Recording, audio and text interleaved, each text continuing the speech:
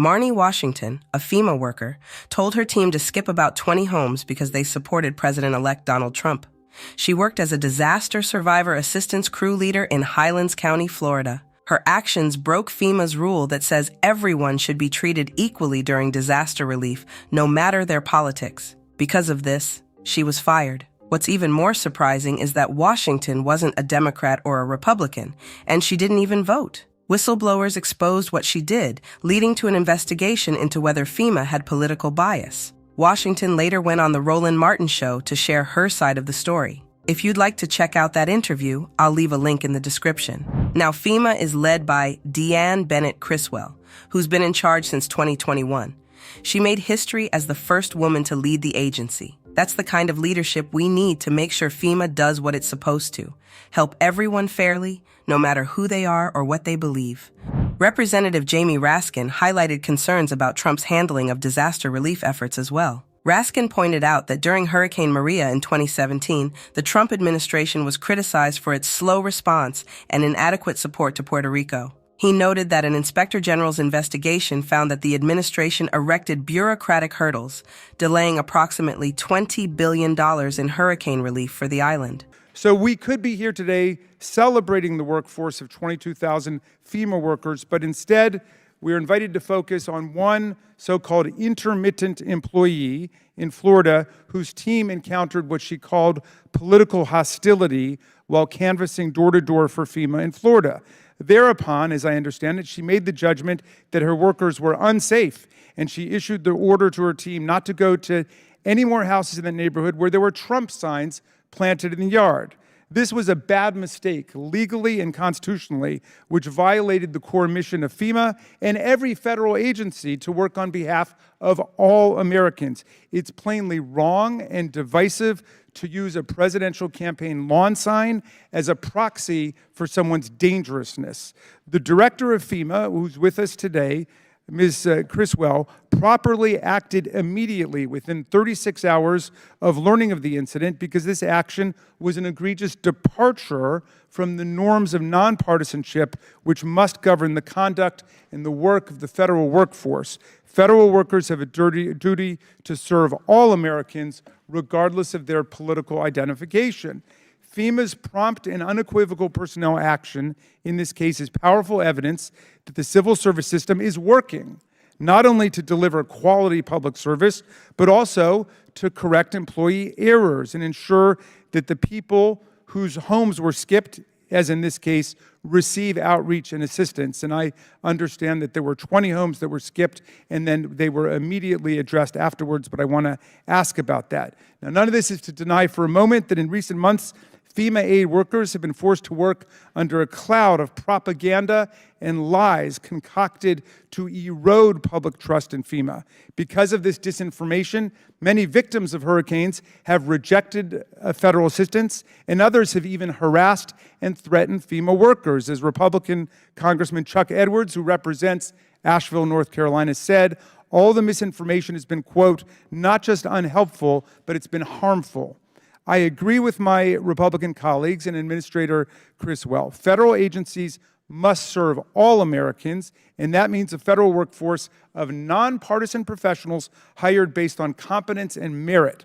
What's true of FEMA canvassers is, of course, true of the rest of the government. We need government for all the people, regardless of political viewpoint.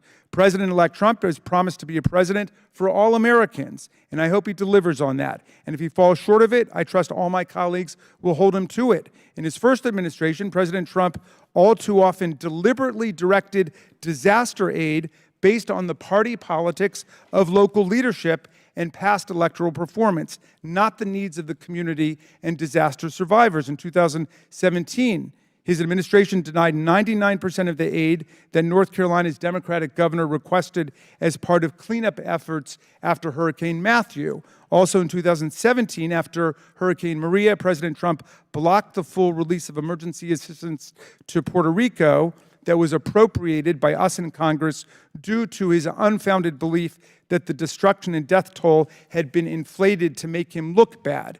In 2018, after California suffered the deadliest and most destructive wildfire in its history, President Trump initially refused to approve disaster aid because of the state's liberal Democratic leanings. He reportedly later changed his mind after his staff provided him data showing that there were more Trump voters in Orange County, California, than there were in the entire state of Iowa.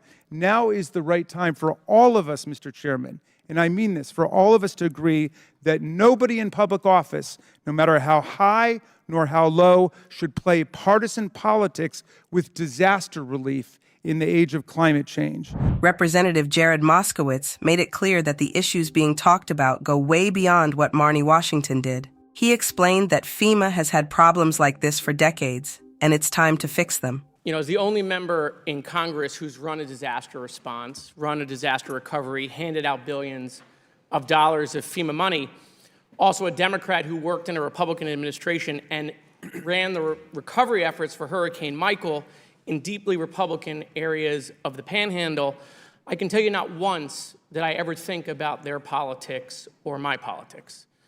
As I toured the Panhandle in Neil Dunn's district or Matt Gaetz's district, I looked at people as Americans who were hit by a disaster.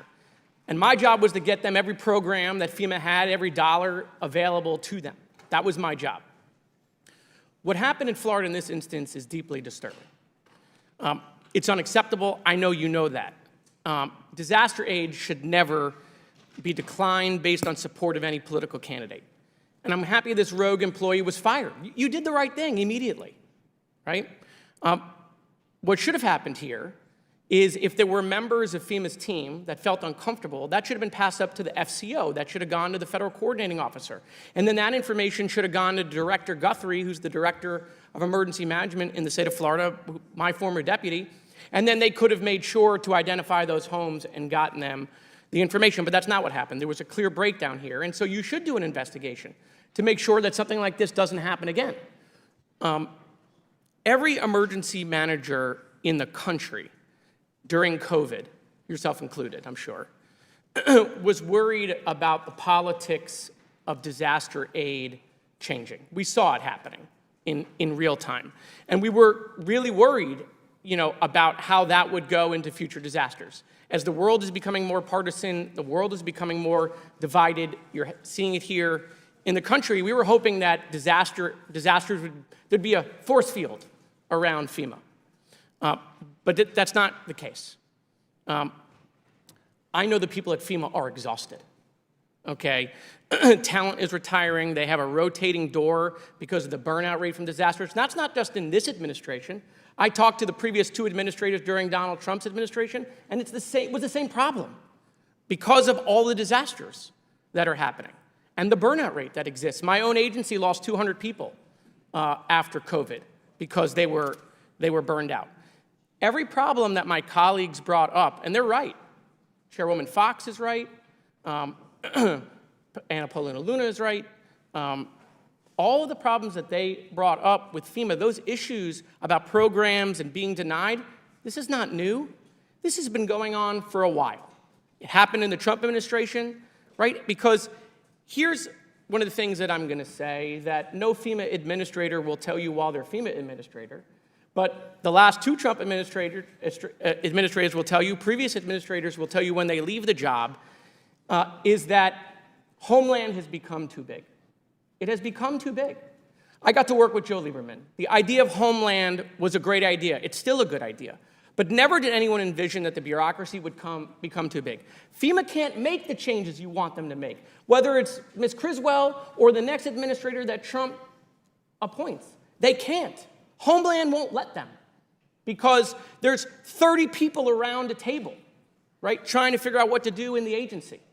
So for the people at DOJ, if Vivek and Elon are listening, you need to look at Homeland. You got problems at Secret Service, guess where that is? Homeland. And so what I'm saying is that don't look at Administrator Criswell or this FEMA administration or in this Biden administration. If you think there are issues in FEMA that you want to fix, I'm letting you know these issues go back decades. They're not new. They're not.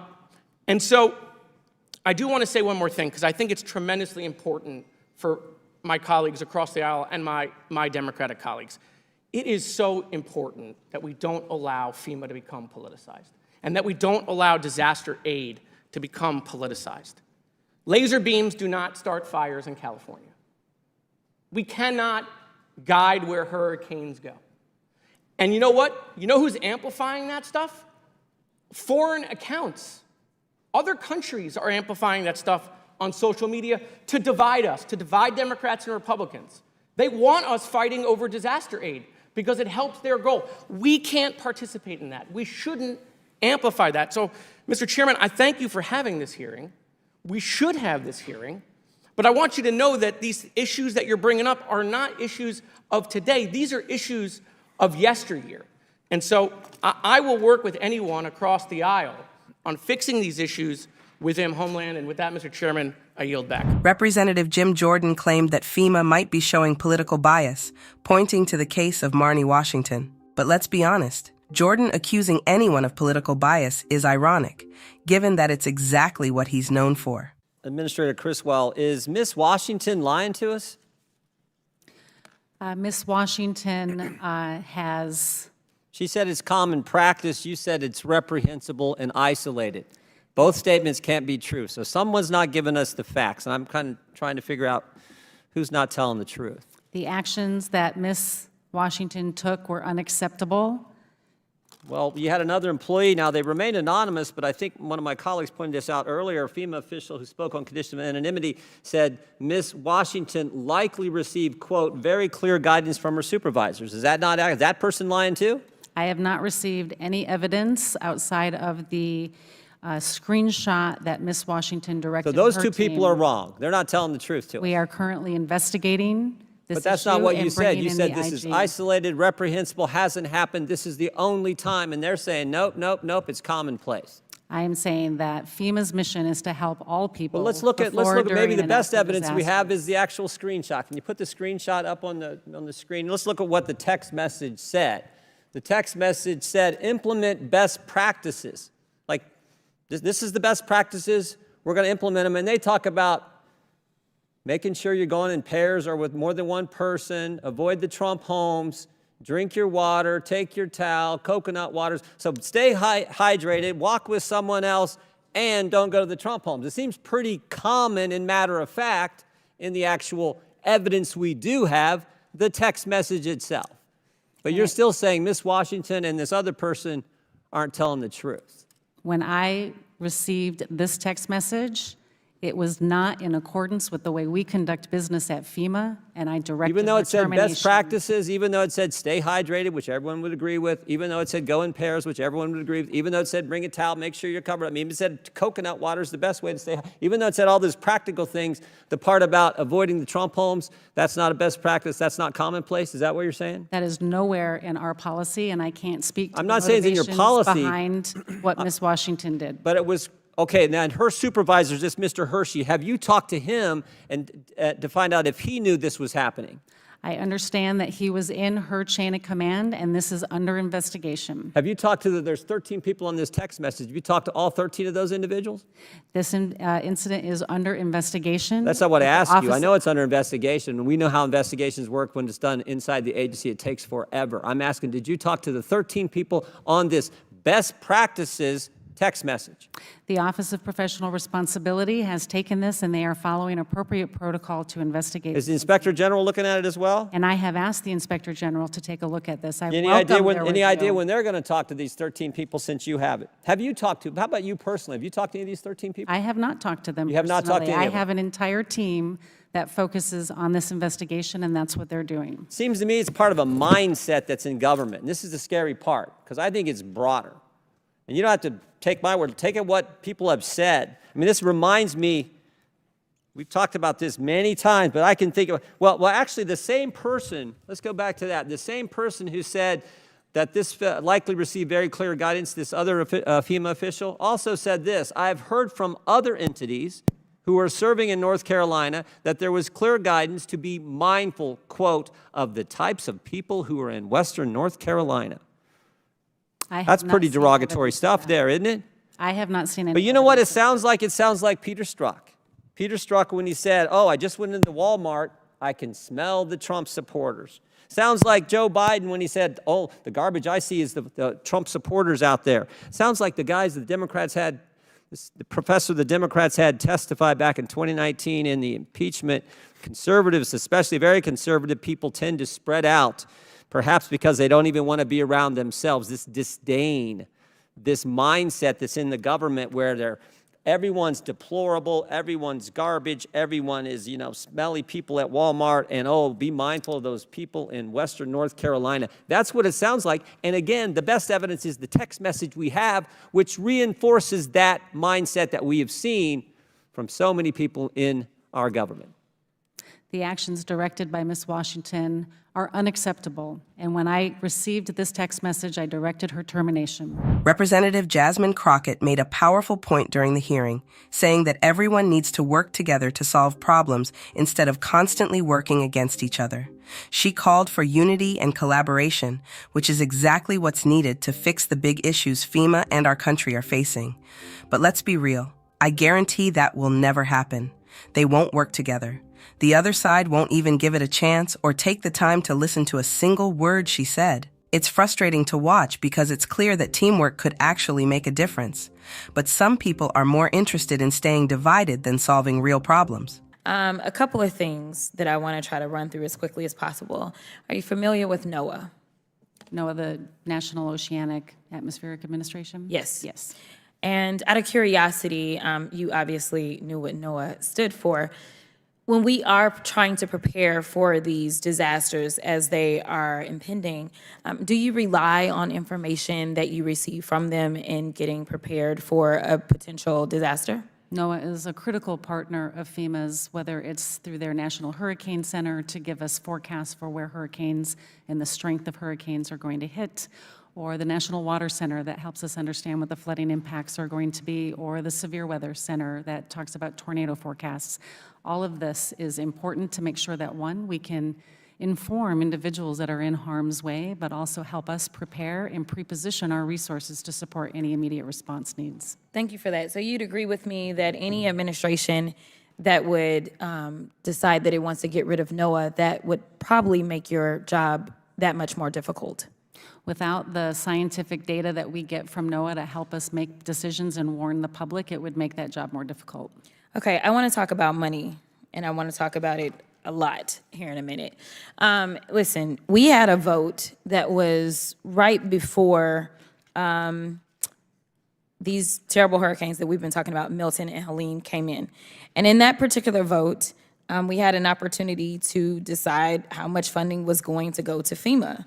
And it is my understanding that on this committee, we had a few members that decided that they were not going to vote in support of that funding. I don't know how closely you follow, but we had a number of members who actually serve not only on this committee, but they serve in states that have been mentioned, such as Tennessee, North Carolina, South Carolina, and Georgia. And right now, it is my understanding that we're having a hearing because there is a concern about a specific individual who potentially skipped, I think the total was 20 homes, correct? And in those 20 homes, if you had to guess, and I don't know if you've been back to those 20 homes at this point in time to see what resources, if any, were needed, but if you had to guess approximately how much money are we talking about did not potentially get distributed immediately to those 20 homes? All 20 homes have been revisited by our disaster survivor assistance teams. I do not know how many have actually applied for assistance, but the maximum amount that's available for an individual through this disaster was $42,500 for housing assistance and another possible $42,500 for other needs assistance. Okay. What I'm hearing, though, is we're talking about 20 houses. The data that I have in front of me shows that over 18,000 interactions have been conducted for survivors of both Hurricane Helene and Milton. Is that approximately correct? I would say that that number is probably much higher than that. Okay. Give me your number. Well, somewhere, let's presuppose that the number was 18,000. If we talked about 20 out of 18,000, that would mean that we are currently using resources to have a hearing about 0.1% of interactions. So this is not something that we would consider to be widespread when we start talking about percentages that are as low as 0.1%. In addition to that, it's my understanding that as of November 13th, FEMA has delivered over 16 million meals, over 18 million liters of water, over 3,000 rolls of blue roof sheeting, over 700,000 gallons of fuel, and additionally, FEMA has delivered over 2,000 tractor-trailer deliveries containing critical supplies. Do you have any reason to have any discrepancies about those numbers? No. In addition to that, it's my understanding, you're right, that over 671,000 households impacted by Hurricane Helene have received over $503 million from FEMA's Serious Needs Program, and over 218,000 households impacted by Hurricane Milton have received over $145 million. Yet and still, we had members on this committee, it looks like there were 82 members that opposed the bill to fund when we knew that this was coming, thanks to NOAA, and 19 of the 26 Republicans on this oversight committee voted against the bill to keep FEMA funded, and 9 are in states that were directly hit.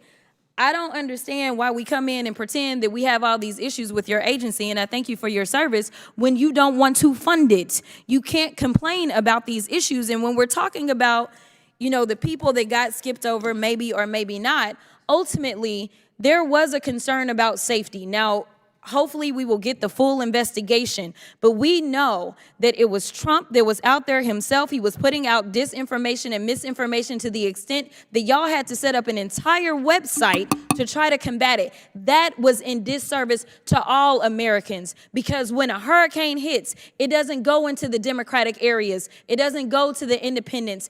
It doesn't go to the Republicans. It goes to American citizens. It is time for us to decide that we are going to work together and make sure that we can take care of people regardless of the decisions that they decide to make on who they want to put into the White House. And I thank you for your service, and I yield. Representative Melanie Stansbury called out the real motivation behind the hearing, stating that it was more about political games than solving real problems. She highlighted how this kind of hearing wastes time and taxpayer dollars that could be better spent addressing the real challenges in disaster response and recovery. Thank you, Administrator. I know it's been a very long day, and actually I'm grateful for the commentary that was made just before I began this opportunity to ask some questions and talk about today's hearing, because I think it's important to emphasize the statements that were just made, that a new day is coming on January 20th, and for any of you who are listening at home, what they're referring to is the inauguration day, when the Trump administration comes in and begins their purge of civil servants. And the reason why I'm emphasizing that is because, yes, we're here to discuss a very serious matter, and absolutely under no condition should politics be the reason why someone is denied basic dignity, access to emergency resources, and comity by our colleagues, whether that's emergency aid in their homes or access to the bathroom here in the Capitol. And so I think it's important that we talk about what is actually motivating this hearing. Now, I want to take a moment. I'm a former federal employee. I used to work at OMB. Many people know that here on the committee. But I think a lot of people don't fully understand what FEMA does, its emergency response. And I want to say thank you to you and all of your team. During this summer's historic and catastrophic fires in my district, in Ruidoso and Mescalero Apache, you came to our district, your staff were on the ground immediately, and you deployed every possible resource. And I can tell you unequivocally that it was the best response I have ever seen to a natural disaster in my lifetime. And I can tell my colleagues across the aisle, that area is very much an area that votes Republican. And those of us in New Mexico, we don't care. We don't care what your political affiliation is. We're going to show up. If you're in need, if you need help, if you're having an emergency, we're going to show up. We're going to help. And so obviously all of us are deeply disturbed to learn of this incident. It sounds like the person was disciplined and dismissed, and so we're grateful for that. But I find it odd that we're having a hearing where my colleagues have spent how many hours now? 6, 8, I don't even know at this point, gaslighting us. You know, like, here we are, we're having this hearing about an incident which is totally unacceptable, and yet the gentleman who's about to take office, the president-elect, deliberately and outspokenly withheld aid from his political rivals, from the state of California, from Puerto Rico, from communities that he knew did not vote for him. And so I just find it bizarre that we're even having this hearing. And one of the things that I do think is important to emphasize is that this single most impactful thing that happened during those two hurricanes that happened in the October timeframe was the disinformation that dissuaded people in emergency situations from going and getting individual aid in their homes. I don't know how many people felt like they didn't get direct service from FEMA or other emergency responders, but what we do know, because the data tells us, is that there was a disinformation campaign by the candidate who was running for president, members of this committee who were spreading disinformation, and we know that thousands of people in North Carolina and across the South and Florida didn't even go and ask for assistance, even though they qualified for emergency assistance for housing, for hotels, for food, and things like that. So if we want to talk about threats to emergency response, emergency management to our communities, let's talk about one of the biggest threats, which is disinformation and eating away at the emergency services that help our communities. And I want to just close on this note, because I believe that the purpose of this committee is actually the real pretext of what's going on here is that we know, as was just stated by my friend across the aisle, that on January 20th, a new day is coming. And one of the things that we know is that a conservative agenda was put forward by the Heritage Foundation and others in Project 2025, and it called for the privatization, shrinking, and the doing away with certain parts of FEMA and emergency insurance. They are trying to distract from the fact that they know that is what's coming, that is part of the plan. They have not passed an emergency package that they were calling for to help our communities just a month and a half ago, that suddenly, well, we can't pass legislation because we don't need to get it done. So I think it's really important that the American people understand what this is. We are going to have to fight to protect our federal employees against what we know is going to be an active purge. And I want to say to all of you and to all of our first responders out there, thank you for the jobs that you do. Thank you for the lives that you save. We appreciate you so, so much, and we're going to fight for you. Representative Marjorie Taylor Greene responded to Representative Melanie Stansbury's remarks by defending the hearing's purpose. While Democrats are complaining about this lengthy hearing and about President Trump coming in and slashing and reducing the size of government, I just want to say let the purge begin, because there's people that are homeless right now in western North Carolina, eastern Tennessee, Georgia, and it's not, misinformation is not the most dangerous thing facing us. It's right now pretty much the federal government and the failure to the American people. Ms. Criswell, in FEMA's, first off, let's put this up. This is the strategic plan you have posted on the FEMA website. The goal and objectives laid out in the 2022-2026 strategic plan will help ensure success for our agency, the emergency management community, and those we serve. The plan outlines 3 bold, ambitious goals to meet this challenge. You have listed as number 1, instill equity as a foundation of emergency management. 2, lead whole of community in climate resilience. 3, promote and sustain a ready FEMA and prepared nation. Ms. Criswell, in FEMA's strategic plan document that you crafted, you say, and I quote, "We must instill equity as a foundation of emergency management. Systems that foster inequality serve no one, especially in times of crisis. We must recognize that disasters affect individuals and communities differently, commit ourselves to reducing barriers to access, and deliver equitable outcomes for all whom we serve." The document adds, underserved communities as well as specific identity groups often suffer disproportionately from disasters. However, thanks to whistleblowers that came out, we found out that Trump supporters were also suffering, apparently worse than others, because their homes were skipped over. And I know you said that you fired the employee that skipped the homes of Trump's, that had Trump signs. But, you know, we don't believe that was a one-time incident. And now we know there's another whistleblower that has come forward and said that this happened in another state. And you see, the reason why Americans don't believe this is a one-time situation is because they're used to being treated as if they're second-class citizens by the Biden administration.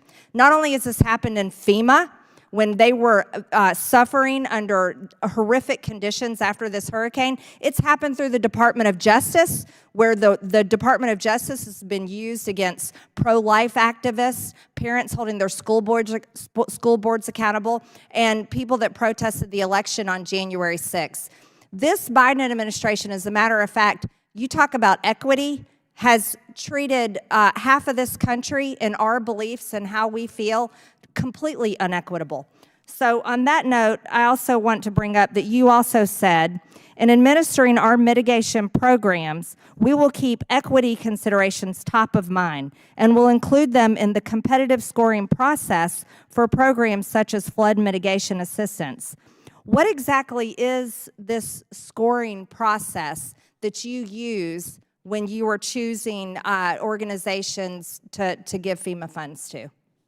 Congresswoman, we have a number of competitive grant programs that provide assistance across a variety of areas. The ones that you are speaking of are part of our mitigation program, where we want to build resilience in these communities so they can be stronger against some of the impacts from the severe weather events we're seeing. But we know that many communities don't have paid staff to write grants. They don't have the resources to be competitive against the larger urban areas.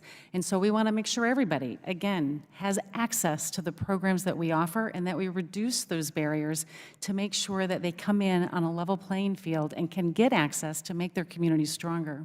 Well, in the fiscal year of 2023, FEMA spent nearly $1 billion, $789 million, to shelter illegals in the United States. This past year, it was about $641 million, and this money largely is distributed through NGOs. Here's a whole list of them. I know it may be hard to see from there, but this is a whole list of cities, states, and NGOs that received millions and millions of dollars from FEMA, and this was to house illegal aliens, not Americans, who, by the way, all that money right there, that comes from Americans' bank accounts when they write their checks to pay their taxes. Do you think it's acceptable for billions of American taxpayer dollars to be spent on housing people invading our country, but yet Americans in North Carolina, Georgia, and Florida are still homeless and have yet to fully receive support? Congresswoman, we have been directed. Is that equitable? We have been directed by Congress to administer the Shelter and Services Program. If Congress chooses to change that direction, we will follow that law. Congress is changing that direction, absolutely. We're going to put American citizens first, not migrants, because we don't believe that's equitable. You see, the situation, housing illegal aliens while Americans suffer with Americans' taxpayer dollars, that's not equitable. As a matter of fact, that's the biggest failure that could be ever done to the American people. It's such a failure, it should be treason. And that's how the American people feel. As a matter of fact, regular people are so outraged, they are pissed, furious at the fact that they feel completely failed by FEMA that's funded by their money, and yet their own money went to house illegal aliens that have invaded this country. Americans are dead today because of the failures of our border, and FEMA took care of these people. You see, we can't allow that to happen. Thank you, Mr. Chairman. I yield back. Representative Dan Goldman showed how Donald Trump has spread misinformation and disinformation over and over again. I just want to make sure I understand what 4 hours and 20 minutes of fuss is about. Miss Washington was a crew lead charged with helping to provide assistance to individuals in the following the hurricane. Is that right? Correct. Okay. You said that FEMA has 22,000 employees? More than. More than 22,000. Okay. And as I understand it, as soon as you saw verified written evidence that Ms. Washington used partisanship in executing her job, you immediately terminated her. Correct. And you're now doing an investigation to determine whether anyone else was involved in this. Correct. Seems like that's the right thing to do. You have a bad apple out of 22,000, and you identified it and you fired it. I don't understand what the massive fuss here is. It's obviously, as you say, unacceptable conduct, and you acted immediately. So this, I've not been in here all day, but I've heard the same questions 5 times myself. I'm sure you've heard them many more times. But it does beg the question about what happens to FEMA if partisanship bleeds into its mission. And I want to bring up 2 examples from the last administration. Hurricane Maria, you may recall, in September of 2017, hit Puerto Rico, resulting in nearly 3,000 deaths. Donald Trump was president then, and he blocked the full release of the emergency assistance appropriated by Congress in 2018 and permitted only a small percentage of the money to go to the island. He insisted that Puerto Rico was not in need of that assistance and alleged that the death tolls had been politically inflated, quote, to make me look as bad as possible.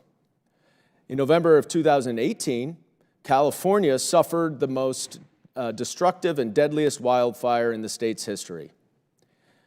Donald Trump, according to his own former National Security Council staffer, refused to approve disaster aid because the state of California had a Democratic governor and did not vote for him. In fact, this former staffer had to go and pull out the voting records from Orange County where the fire was to show Donald Trump that Orange County had more supporters for Trump than the entire state of Iowa, so that he would ultimately release the funding. Now, that appears to me to inject partisanship in administering disaster relief. Is that your understanding of what I just recited to you, Ms. Criswell? I was not the FEMA administrator during that time, and I would not care to comment on that. Well, I think it's pretty self-evident that that is exactly what it was. And this now has continued in the recent disasters. We're here focused on one rogue employee who was justifiably and correctly fired. But Donald Trump went on a misinformation campaign to slander your organization. He at one point said that President Biden was sleeping and he was not responding to Georgia Governor Brian Kemp. Brian Kemp responded, "The president just called me yesterday afternoon and I missed him and I called him right back and he just say, 'Hey, what do you need?' And I told him, we've got what we need. We'll work through the federal process." How about this one? Governor Ron DeSantis. Everything we've asked for from President Biden, he has approved. And we do think we'll get more approvals. Republican Governor Brian Kemp of Georgia. We got what we need from FEMA. We've had FEMA embedded with us since, a day or two before the storm hit. Governor Glenn Youngkin, Republican of Virginia. I'm incredibly appreciative of the rapid response and the cooperation from the federal team at FEMA. Yet Donald Trump was spreading misinformation that FEMA was not doing its job. And in the last few seconds, I'd like for you to explain how that misinformation hindered FEMA's efforts to provide disaster relief to those in need. Any type of misinformation that creates some type of mistrust in the federal government creates a lack of opportunity for individuals that have been impacted by these disasters to get the assistance that they need and that they're eligible for. And we want to be able to reach out to everybody that has been impacted and assure them that we are there to support them. They should register for assistance, and we can work with them to help them on their road to recovery. And do you think that there were some people who did not receive disaster assistance because of this misinformation by Donald Trump? We will never know if there are people that should have applied and didn't, but there is the possibility that individuals may not have applied for assistance because of what they were reading across social media. Okay. Well, there are plenty of publications and media reports about that being the case, and it is a terrific shame. And thank you very much, Administrator Criswell, for all of your hard work during difficult times.